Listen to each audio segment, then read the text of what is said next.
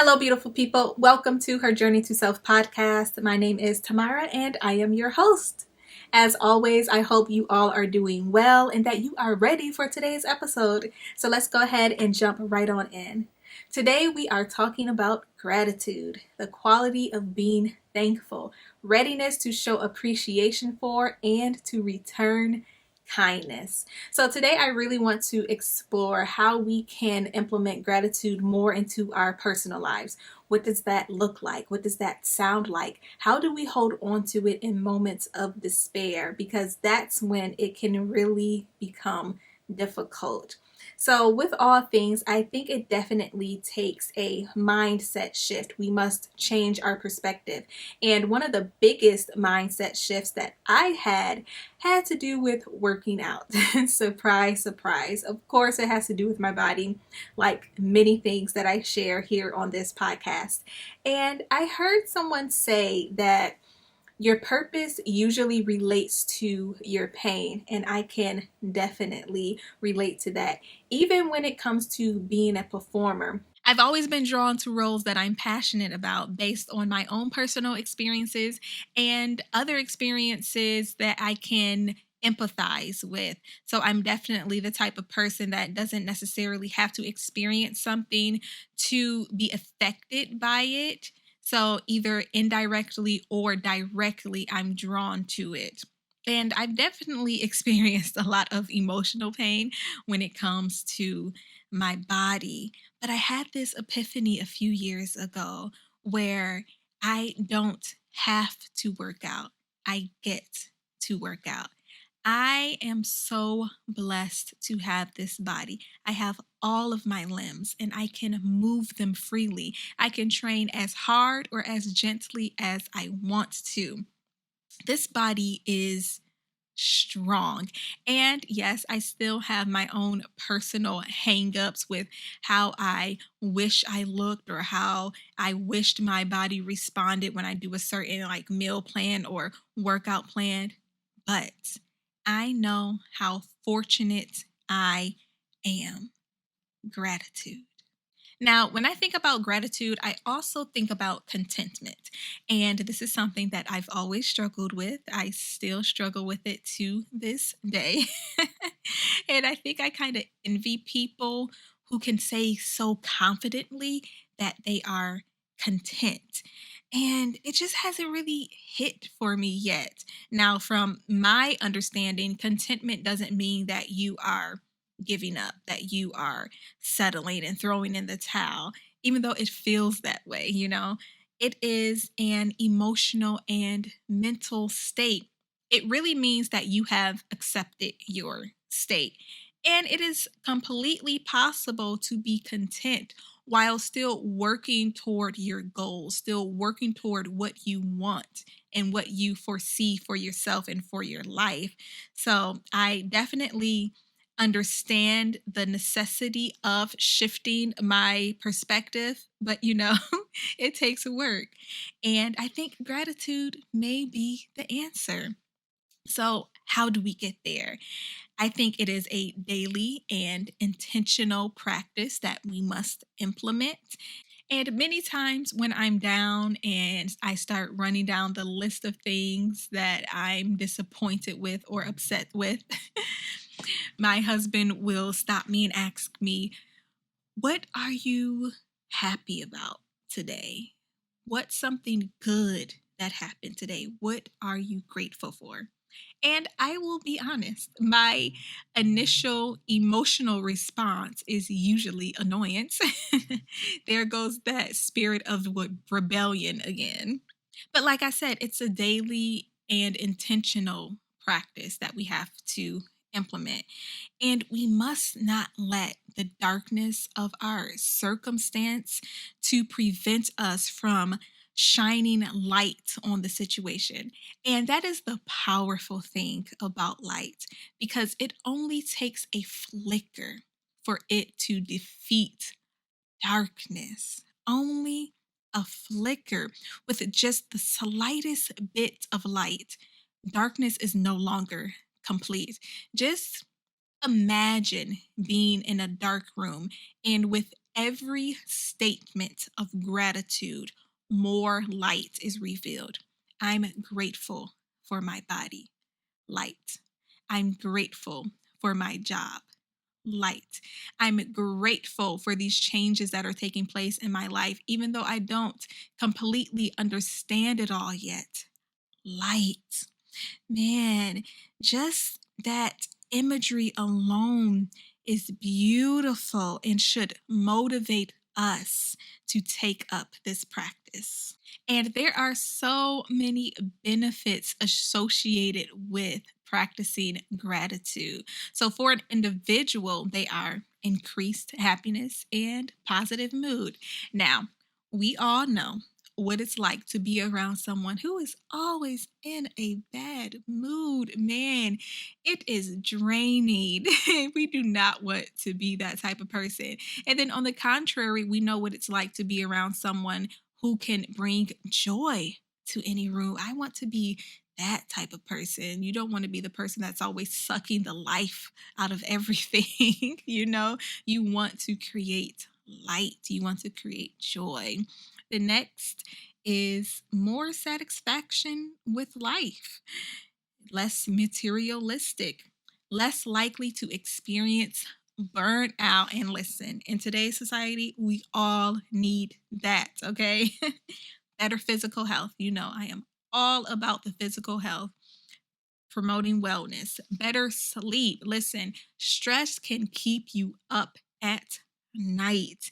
And stress really is a silent killer. It really is. And I wish that we were really taught more about how stress and sleep impacts our health. I think that as a society, we would be far better off.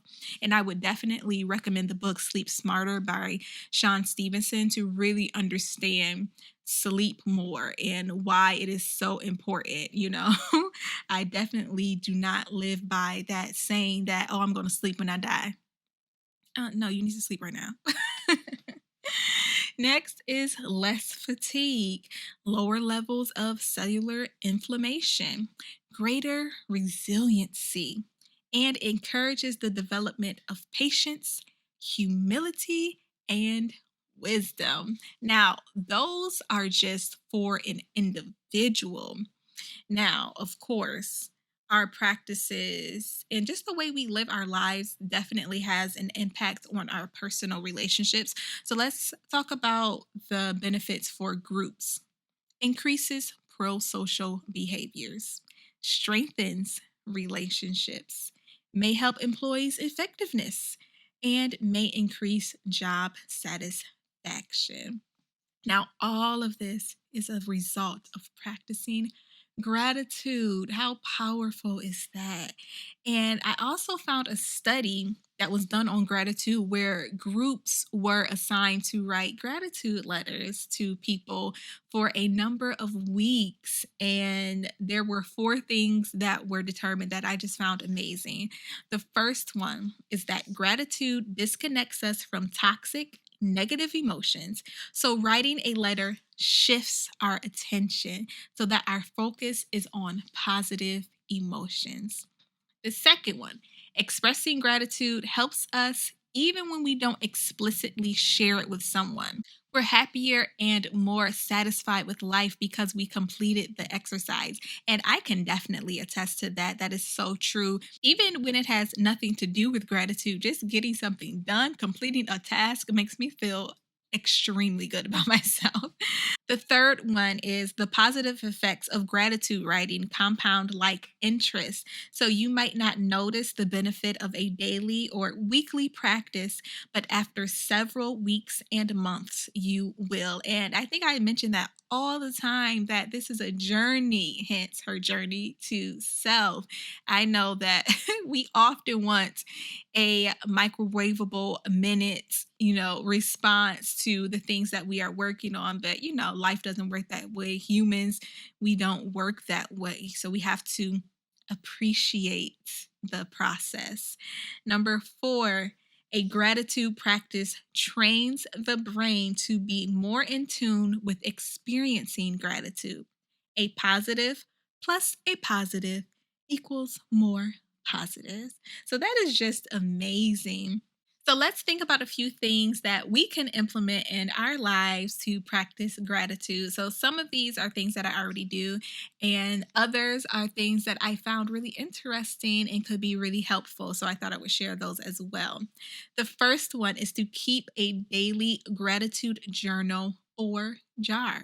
So I think it was 2 years ago, I started a happiness jar where each day I would write down something that happened in the day that I was grateful for or made me happy or just, brought me joy for that day. And I would put it in the jar. So that is something that I kind of fell off doing. But it really did spark a little bit of joy each day for me. So I think that's something that I would like to implement. And of course, I'm always, a proponent of journaling. So a gratitude journal or jar. The next one is to find a guided gratitude meditation or create your own. We know what we need. We don't always need to seek what someone else has created. We can definitely create for ourselves. Send a gratitude letter, text, or email. Oftentimes, we get so stuck on ourselves. So go outside of yourselves. Blessing others definitely blesses you. I mentioned in another podcast where whenever I serve others, it instantly lifts my mood, especially if I'm down or going through something. So serve someone else. Send that text, send that email. I don't know if people really write letters these days, but maybe send that letter as well to practice gratitude. Another one is to say or write a daily gratitude prayer. So if you are someone who already does a daily devotional, make sure you are ending it with thankfulness. You can also create visual reminders. So that can look like sticky notes or maybe just setting a daily reminder on your phone to make sure that you are implementing gratitude each and every day. Practice stillness. This is probably my favorite one. And actually, my favorite scripture is be still and know that I am God. That's my favorite because I'm not that good at it. So I think that we need to take the time to live in the moment, appreciate what you have, and appreciate what is around you. Create a personal gratitude mantra. I think a lot of us, we typically have a word or a phrase for the year or maybe for the month. So think about how we can implement gratitude into that. It should be something that we are working towards, something that we want to get better at. The next, this is a major one. Avoid negative media and destructive content. I said it before, let's stay informed, but let's not give our peace to negativity, okay? We all need to practice this right now, especially right now. Volunteer for organizations or donate money or goods. Again, going outside of yourself, serving someone else definitely lifts your mood. And then finally, surround yourself with gratitude. That can look like positive quotes or poems, images, surrounding yourself with friends and family, listening to uplifting music, watching uplifting movies, or cleaning up your social media feed so it is full of positivity and gratitude. It is important to mention that gratitude isn't just this band-aid that we are going to throw on our problems. It doesn't mean that we are ignoring the disappointments or the upsets or the hurt and pain. It's really about acknowledging that there is still goodness there. So instead of, looking at the glass half empty, it's half full. It takes time for us to implement change and to see the change. But the important thing is we are capable of change.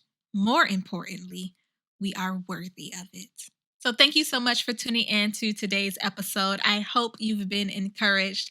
Please head on over to Apple Podcasts to leave a review and follow us on Instagram at HerJourney2Self. Remember, you can watch the show on YouTube at Tamara J. Morris, so join the family over there as well. As always, remember that your testimony is not for yourself, it is for the world. Until next time, peace, love, and light.